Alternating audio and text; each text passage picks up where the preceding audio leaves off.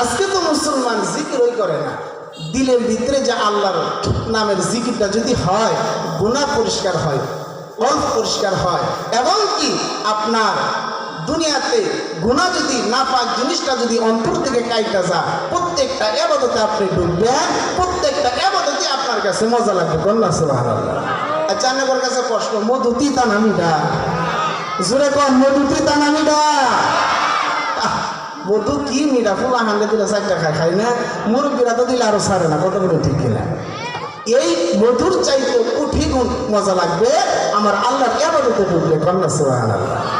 আমরা ইনশাআল্লাহ জিকির করবো তো বাবা, সকলে করবো তো। পথে ঘাটে যেইখানে থাকি না কেন আমরা চলতে ফিরতে জিকির করব, কারণ প্রত্যেকটা জমিন আপনার জন্য এই জিকির যখন চালু হয়ে যাবে বলবে, এই জমিনগুলো আপনার জন্য সাক্ষী হয়ে যাবে। কোন সুবহানাল্লাহ।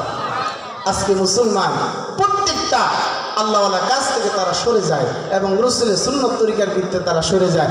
এই জন্য তো আজকে মুসলমান বিশ্বজুড়ে মার খায়। কথা বলুন ঠিক কিনা?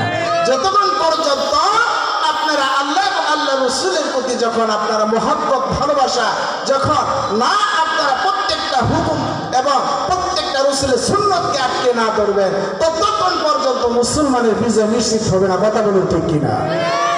আজকে আমি আপনাদের কাছে একটা কথা মেসেজ দিয়ে যাইতে চাই, বাজান, দুনিয়াতে আমার আল্লাহর ইবাদত করব একাগ্রতার সাথে, নবীকে জীবনের চাইতে ভালোবাসবো, নবীর সুন্নাতগুলো আমরা প্রত্যেকটা অক্ষরে করে পালন করব, এবং আমার নবী যা বলেছেন মা বাবার খেদমত করার জন্য আমার আল্লাহ এবং আল্লাহ রাসূল নির্দেশ দিয়েছেন, আদেশ দিয়েছেন। আমরা কি মা বাবার খেদমত করতে রাজি আছি কিনা বলুন? লিল্লাহি তাকবীর, লিল্লাহি তাকবীর। আল্লাহ কবুল করুন সকলকে, সকলে মহব্বতে বলুন আল্লাহুম্মা আমিন। যাই হোক বাজান, সময় সংক্ষিপ্ত, আর আলোচনার সামনে আগাইতে চাই না। আল্লাহ পাক রব্বুল আলামিন আমি গুনাহগারকে কিছু সময় বলার জন্য আল্লাহ তৌফিক দিয়েছেন। বলুন, আমার আল্লাহ যদি দয়া না করতেন তাহলে আমার কথা বলার ক্ষমতা আছে? নাই।